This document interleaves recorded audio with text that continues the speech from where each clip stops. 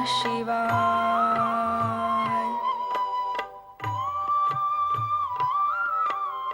ओम नमः शिवाय। प्रिय लक्ष्मी, ये आज तुम्हें शिव भक्ति का विचार कैसे आया? महाप्रभु, आपको ध्यान मग्न देख मैं संसार भ्रमण के लिए चली गई। संपूर्ण जगत में जहां भी देखो शिव की महिमा ही छाई हुई है।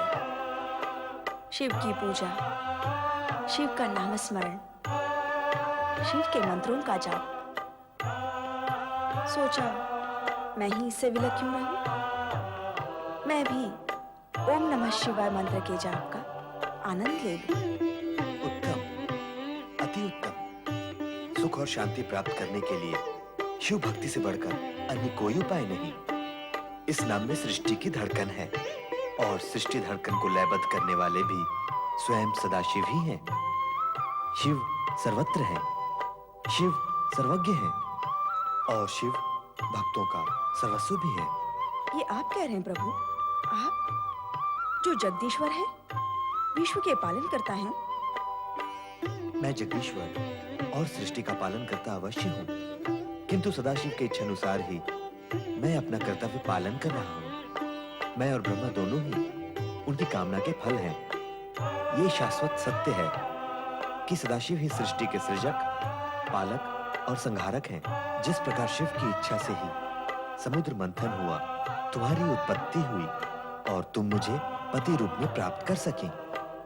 जन जन को धन वैभव की प्राप्ति तुम्हारी ही कृपा से होगी। उसी प्रकार कोई भी भक्त मेरी आराधना करते हुए शिव की स्तुति नहीं करेगा, उसे मेरी कृपा और प्रेम कभी भी प्राप्त नहीं होगा। आपके मुख कमल से शिव महिमा सुनकर मेरा जीवन सफल हो गया। मैं सदा पत्नी धर्म का पालन करूंगी, आपका नामस्मरण करूंगी, जैसे आपके परम भक्त नारद करते हैं। नारायण नारायण नारायण नारायण। प्रणाम परमपिता, आपने मेरा स्मरण किया।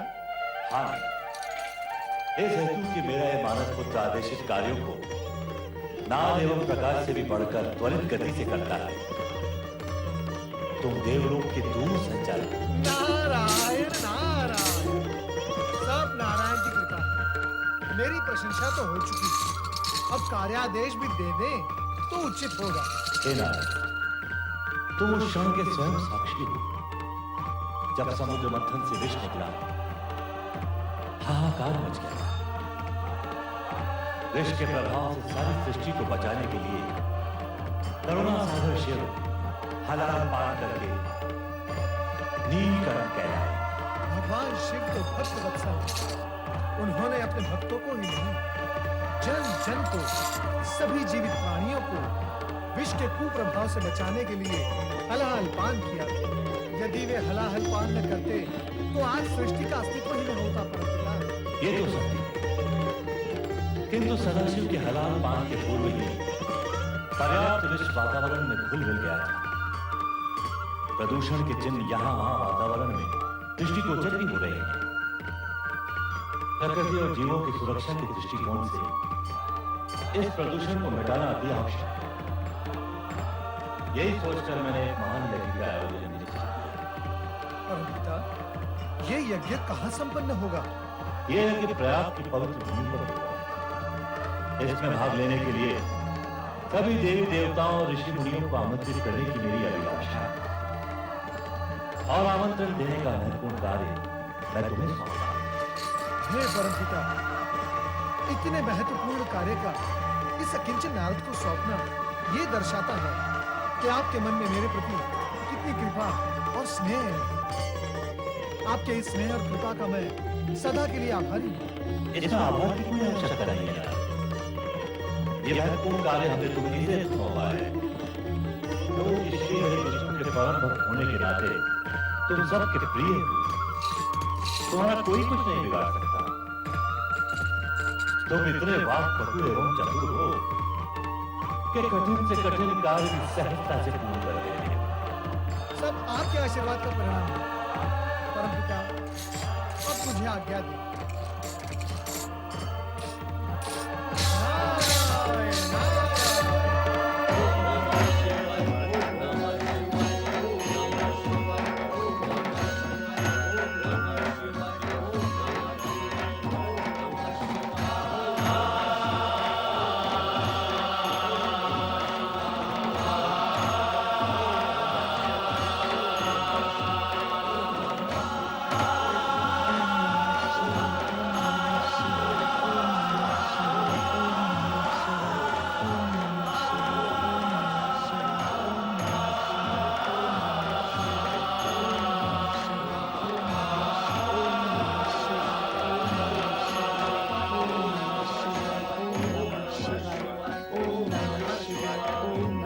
नारायण, देवी सती, आज तुमने यहाँ आने में शिवगणों का नेतृत्व नहीं किया।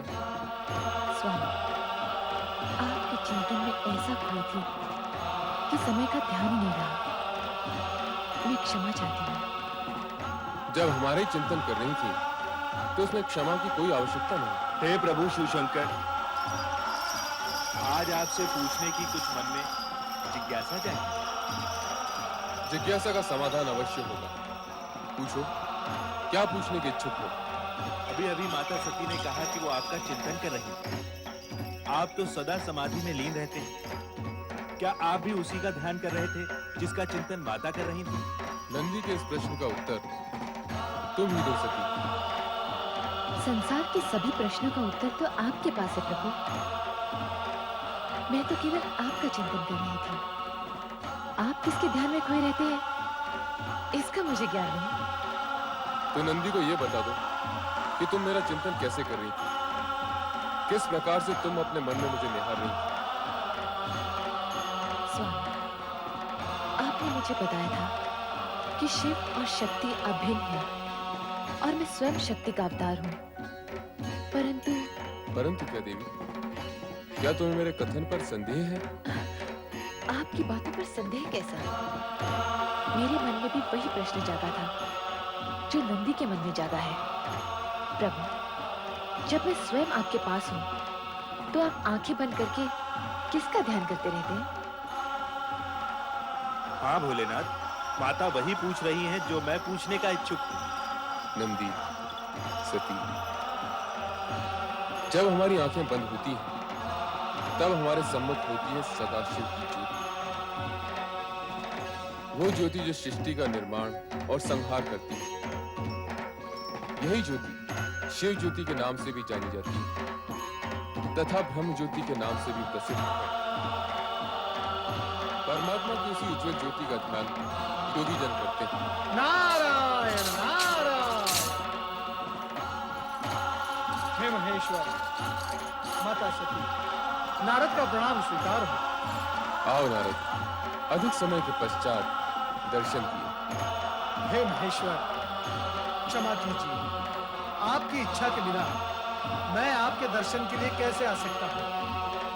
आज आपने मेरा स्मरण किया और मैं आपकी सेवा में उपस्थित हूँ। देवर्षि, आज प्रभु ने आपका स्मरण किया। देवी सती, नारद की शब्द शैली से भ्रमित होकर सुनने वाला सोचता ही रह जाता है। महेश्वर, ये आप मेरी निंदा कर रहे हैं या प्रशंसा? मैं समझ नहीं पाया। हम तो सदा तुम्हारी प्रशंसा ही करते हैं नारद। अब बताओ, यहाँ किस विशेष उद्देश्य से पधारे हो? महेश्वर, इस समय तो मैं परमपिता ब्रह्मा जी का दूत बनकर आया हूँ। नारायण नारायण। ब्रह्मदेव की दूत? हाँ माता, परमपिता ब्रह्मा जी ने निश्चय किया है कि समुद्र मंथन से होने वाले प्रदूषण से मुक्ति हेतु एक महायज्ञ का आयोजन किया जाए। अति उत्तम विचार है ब्रह्मदेव का। कहाँ होने जा रहा है ये महान यज्ञ? प्रयाग की धर्म भूमि पर परमपिता ब्रह्मा जी ने यज्ञ हेतु आपको सादर निमंत्रण भेजा है।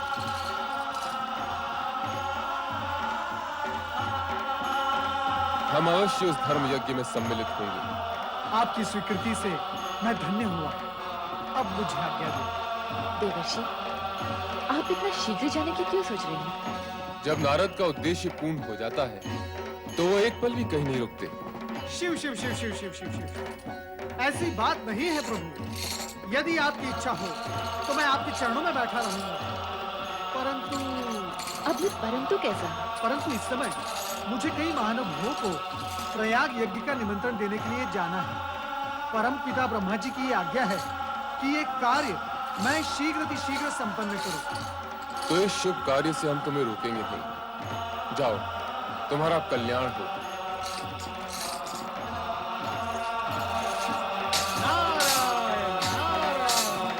स्वामी, यदि आज्ञा हो तो कुछ पूछो। क्या अब भी कोई प्रश्न शेष रह गया है? स्वामी, क्या प्रयाग यज्ञ में मैं भी आपके साथ सम्मिलित हो सकती हूँ? एक ओर महायज्ञ, दूसरी ओर पुण्य स्थली का तरस बरस, दो पुण्य के कार्य एक ही साथ हो जाएंगे स्वामी। नहीं देवी, बिना निमंत्रण कहीं जाना उचित नहीं। यदि उचित समझते तो ब्रह्मदेव अवश्य संदेश भेजते। परम पिता ब्रह्मदेव ने इस यज्ञ के लिए भोलेनाथ के साथ मुझे निमंत्रण क्यों नहीं भेजा? क्या मैं इस योग्य भी नहीं कि इस महान यज्ञ में सम्मिलित हो सकूं? ओम पराय परम तत्वाय स्वाहा। ओम पराय परम तत्वाय स्वाहा। ओम पराय परमात्मने स्वाहा। ओम पराय परमात्मने स्वाहा। ओम पराय परमात्मने स्वाहा। ओम पराय परमात्मने स्वाहा।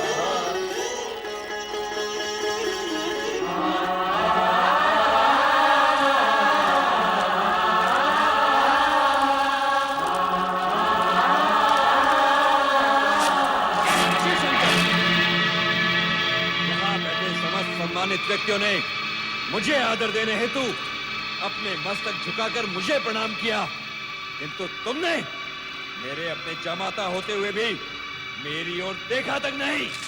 राजन, मैं इस पवित्र प्रयोजन में यज्ञ अग्नि की ओर देख रहा था, जो किसी भी व्यक्ति विशेष से अधिक वंदनीय है।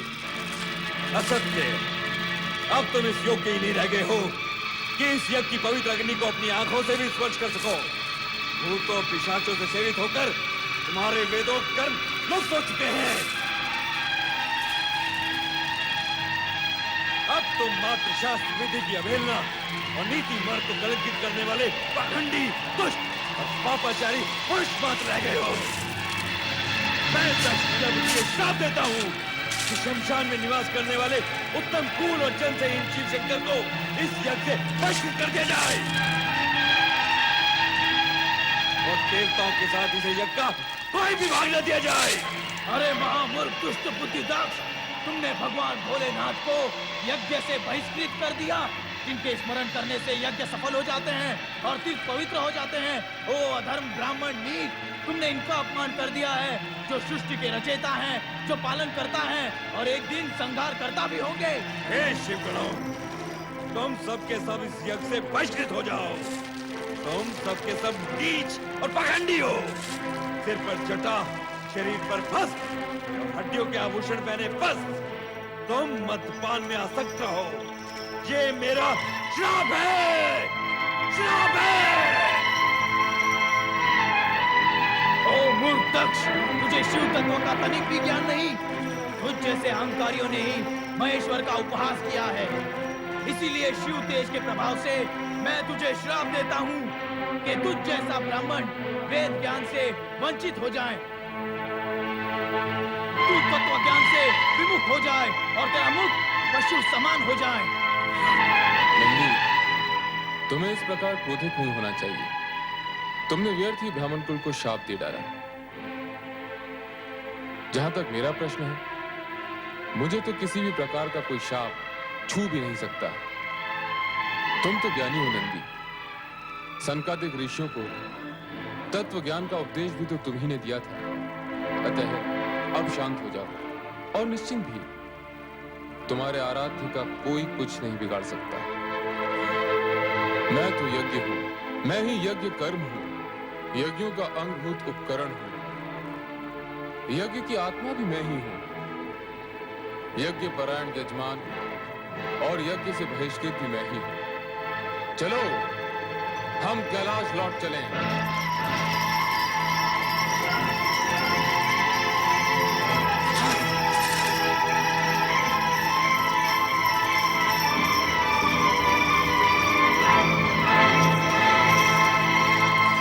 पुत्र दक्ष, यज्ञ पूर्ण करो।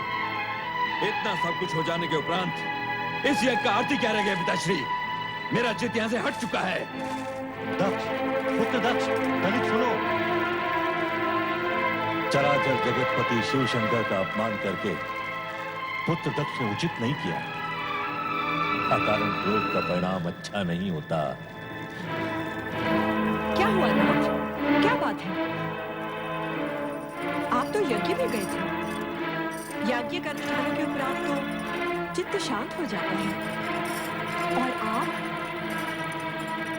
आपका स्वास्थ्य तो ठीक है ना स्वामी? कहे तो राजवैद्य जी को। मुझे कुछ नहीं हुआ। दक्ष प्रजापति को कुछ नहीं हो सकता। सर्वनाश के दिन तो आ गए उस अहंकारी भूतनाथ के, जिसने आज भरी सभा में मेरा अपमान किया है। आप जामाता जी की बात कर रहे हैं? क्या किया है उन्होंने जो आप क्रोध में बिफरे जा रहे हैं? क्या नहीं किया उसने? भूत प्रेत निशाचरों के साथ शमशान में रहने वाले उस औगड़ शिव का दुस्साहस तो देखो। बड़े बड़े देवता और ऋषि मुनियों ने जिस तक्ष का अभिवादन किया हो, उसी की उपेक्षा कर डाली उसने। गणमान्य विद्वान या महत्वपूर्ण व्यक्ति के रूप में न सही, ससुर के रूप में तो मुझे नमन कर ही सकता था। हो सकता है उनका पूरा ध्यान उस समय यज्ञ की ओर लगा हो। तुम उस नीच का साथ दे रही हो महारानी, जिसके टेढ़े तिरछे मुख वाले गणों ने मेरा जी भर के अपमान किया है, मेरे ब्राह्मणत्व को ललकारा है, श्राप दिया है मुझे। अवश्य आपने भी कुछ कहा होगा, तभी तो। एक तो तुम हो जो उस चटा झूठधारी नंग धड़ंग जामाता पर अपने हृदय का पूरा प्रेम उड़ेल रही हो, और दूसरे हैं मेरे पिता, जिनके दबाव में आकर मुझे अपनी सती का विवाह उस दुष्ट के साथ करना पड़ा। मेरा वश चले तो। बस कीजिए स्वामी, बस कीजिए। आपका ये शिव क्रोध मुझे किसी अनिष्ट की चेतावनी दे रहा है। भगवान के लिए मुख से एक भी अपशब्द मत निकालिएगा। मुख से कहने से क्या लाभ? अब तो अपमान का बदला अपमान से ही लिया जाएगा। महारानी, मैं शीघ्र एक महान यज्ञ का आयोजन करूंगा, जिसमें मैं तुम्हारे लाडले जामाता को कदापि कदापि आमंत्रित नहीं करूंगा। ये आप क्या? इतना ही नहीं, उसका यज्ञ भाग भी उसे नहीं मिलेगा, कदापि नहीं मिलेगा। प्रतिशोध लूंगा मैं, प्रतिशोध, प्रतिशोध, प्रतिशोध। शिव शंकर से प्रतिशोध लेने के लिए निश्चय कर चुके हठधर्मी और क्रोधी पुत्र दक्ष से पिता ब्रह्मदेव ने प्रयाग यज्ञ तो किसी प्रकार संपूर्ण करवा लिया, किंतु उसके अनिष्टकारी निश्चय से आशंकित एवं अशांत ब्रह्मदेव ब्रह्मलोक का अपना कमलासन त्याग कर एकांत में चिंतन के लिए चले गए। नारायण नारायण। परमपिता ब्रह्मा कहाँ है आप? आज आपका ये कमलासन रिक्त क्यों है? कृपया पधारिए। ओम नमः शिवाय।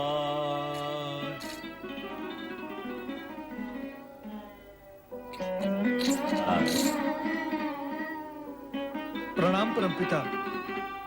क्या बात है?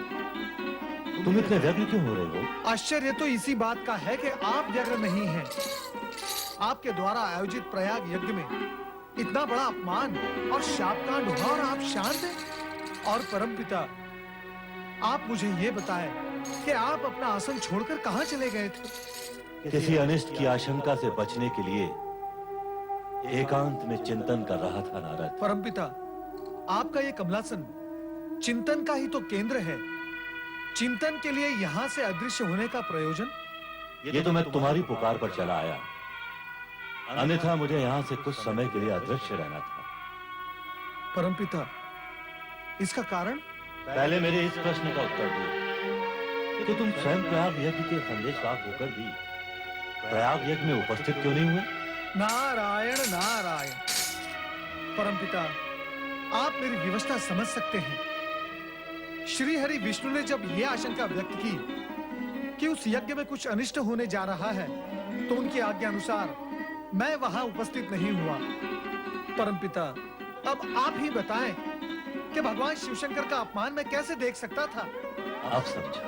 परमपिता, एक बात मेरी समझ में नहीं आई। कौन सी बात? आपने भ्राता दक्ष को भगवान शिवशंकर का अपमान करने से रोका क्यों नहीं? इस हेतु कि वो भभूतधारी औगड़नाथ अपमान और शाप के योग्य ही है। नारायण नारायण। ऐसा अशुभ बोलकर अपने सर्वनाश को आमंत्रण न दो भ्राता दक्ष। सर्वनाश है? सर्वनाश तो उसी का होगा जो सर्वनाश के योग्य है। हम दक्ष प्रजापति हैं, सारी प्रजा के पालन करता। हमारा अपमान करने वाले को अपमान का दंड भुगतना ही होगा। नारद, दक्ष, क्रोध के आवेश में आकर तुमने यज्ञ भूमि में जो अनर्थ कर डाला, उसका तुम्हें तनिक भी दुख नहीं है। अब क्या क्या करने आए? परमपिता, हम यहाँ आए दक्ष यज्ञ के निमंत्रण हेतु। दक्ष यज्ञ? कैसा दक्ष यज्ञ? परमपिता, आपने अपना वो यज्ञ हमसे बलपूर्वक पूर्ण करवाया, उससे हम संतुष्ट नहीं है। इस कारण हमने निश्चय किया है कि दक्ष भूमि कनखल में एक महान यज्ञ का आयोजन किया जाए। नारायण नारायण। इस यज्ञ का प्रयोजन? नारद, ये आवश्यक तो नहीं कि हम तुम्हारे हर प्रश्न का उत्तर दें, परंतु यदि आयोजन का कारण जानना ही है तो सुनो। दक्ष यज्ञ का आयोजन करके हम शिव को सदा सदा के लिए सभी यज्ञों से बहिष्कृत कर देंगे। हम इस यज्ञ के द्वारा शिव से अपने अपमान का प्रतिशोध लेंगे। दक्ष, शिव तो साक्षात परम ब्रह्म है, तुम उन्हें क्या बहिष्कृत करोगे? ऐसा अनुचित विचार भी अपने मन से निकाल दो। हमारा ये विचार ही नहीं, अटल निश्चय है परमपिता। हम अभी श्री हरि विष्णु को निमंत्रण देकर आ रहे हैं और हमने उन्हें ये शपथ दिलाई है कि उन्हें हमारे इस यज्ञ में सम्मिलित होना ही होगा, जिसमें कैलाशपति शिव का कोई स्थान नहीं होगा। परमपिता, नारायण नारायण। भगवान शिव महेश्वर होने के साथ साथ आपके जमाता है और आपकी पुत्री सती के पति भी। उन्हें आप यज्ञ से बहिष्कृत कैसे कर सकते हैं? तुम चुप रहो नारद। हाँ? हमने शिव को इस यज्ञ से ही नहीं, अपने जीवन से भी बहिष्कृत कर दिया है। पिताश्री, आप समय से पूर्व यज्ञ में पहुंचकर पूरी व्यवस्था का संचालन कीजिए। हम यही कहने आए हैं। प्रणाम पिताश्री। नारायण नारायण। इतना क्रोध, इतना अभिमान।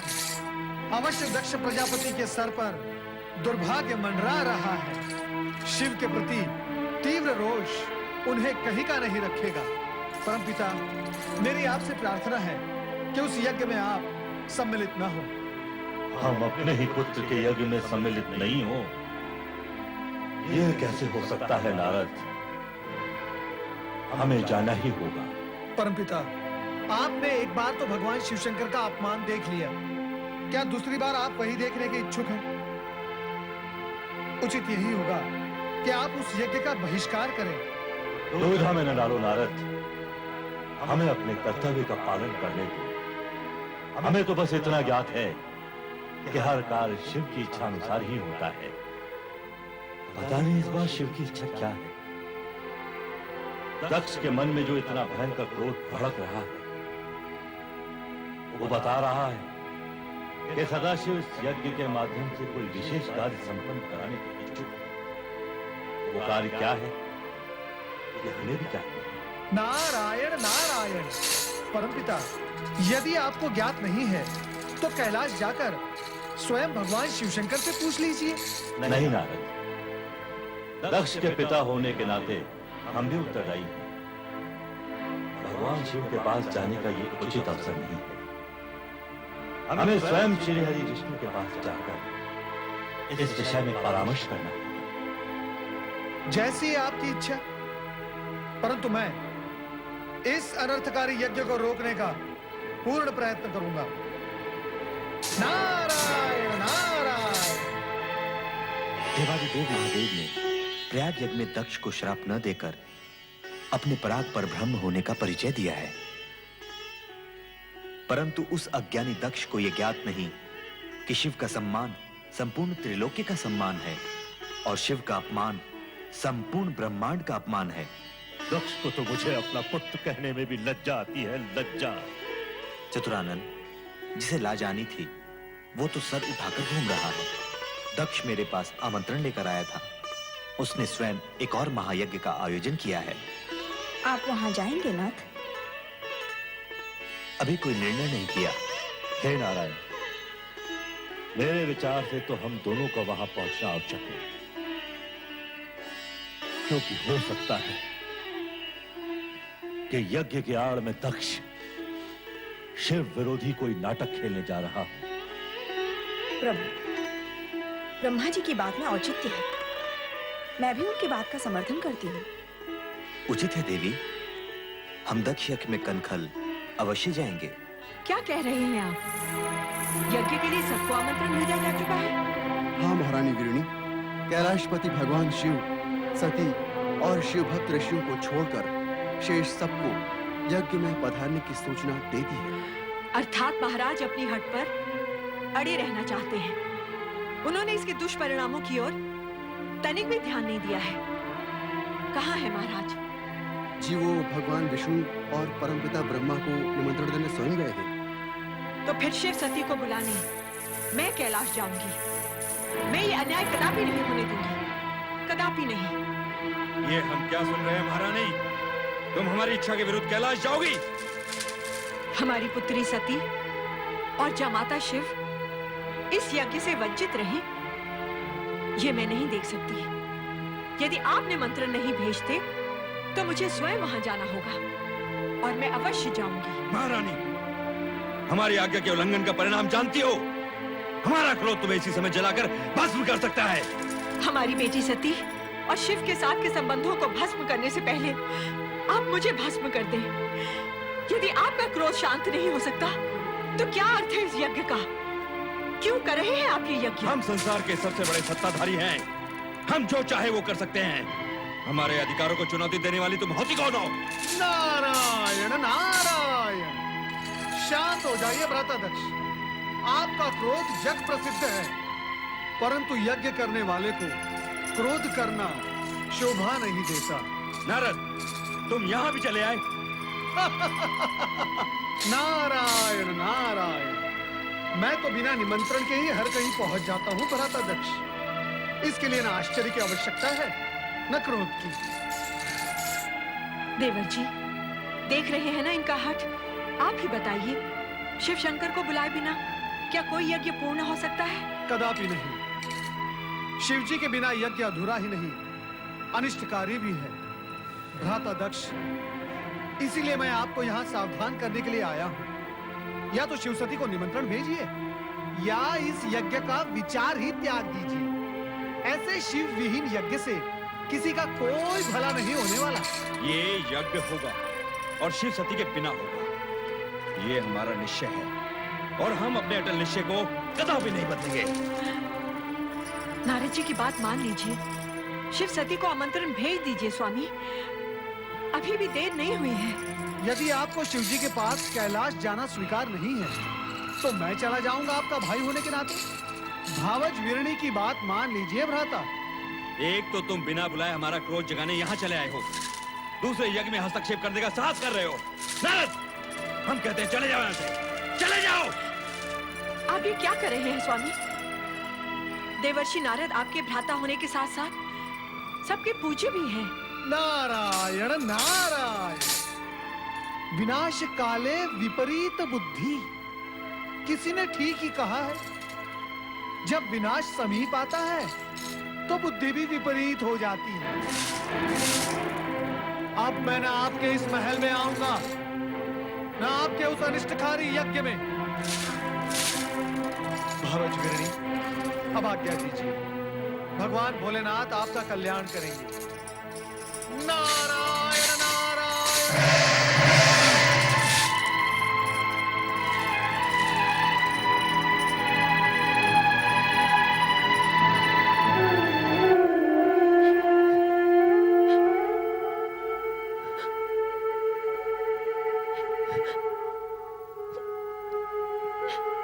सती, तुम यहाँ अकेली क्यों बैठी हो? अरे, तुम्हारी आंखों में आंसू? तुम्हें किसी ने कुछ कहा? तुम्हारा स्वास्थ्य तो ठीक है ना? इतनी बड़ी बात हो गई और आपने मुझसे छिपाई, मुझसे, अपनी अर्धांगिनी से। किंतु यदि नंदी न बताता तो मुझे ये ज्ञात ही न होता कि मेरे पिताश्री ने उसी पर इतना विश्वमन कर डाला जिसने सृष्टि के हित को ध्यान में रखकर विष को अमृत समझकर पी डाला। क्या उन्होंने ये तक नहीं सोचा कि स्वयं एक शूद्र सी चींटी होते हुए मेरे आकाश नापते पर्वत से स्वामी से टकराने का फल क्या हो सकता है? विसार दो सती, विसार दो सारी कड़वी बातें जैसे मैंने विसार दी। कड़वाहटों के स्मरण से मन मस्तिष्क दूषित हो जाते हैं। तुम्हारा सदा प्रसन्न रहना ही उचित है। सती, भगवान शिव शंकर को चंद्र का प्रणाम। अरे सती, तुम यूं ही खड़ी हो? हम तो तुम्हें साथ ले जाने हेतु आए थे। कहाँ? पति प्रेम में तो तूने सभी को विसार दिया है सती, अपने मायके, अपने माता पिता, सबको। बात यह है कि हम लोग यज्ञ में सम्मिलित होने दक्ष महल जा रहे थे। सोचा आप लोगों को भी साथ लेते चलें, किंतु आप लोग तो अभी हमें पिताश्री ने निमंत्रित नहीं किया। ये कैसे हो सकता है कि हमें तो आमंत्रित करने वे स्वयं आए और तुम्हें विसार दें? यज्ञोजन कोई छोटा मोटा काम नहीं। हो सकता है व्यस्तताओं के कारण इस महत्वपूर्ण कार्य का स्मरण न रहा हो। मैं अभी जाकर स्वयं उनसे पूछकर निमंत्रण भिजवाता हूं। तो हमें अब आज्ञा दीजिए।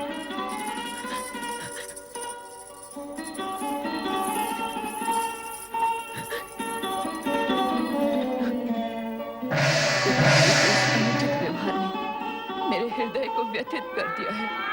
मैं स्वयं नहीं समझ पा रही हूँ कि स्थिति का परिणाम क्या होगा।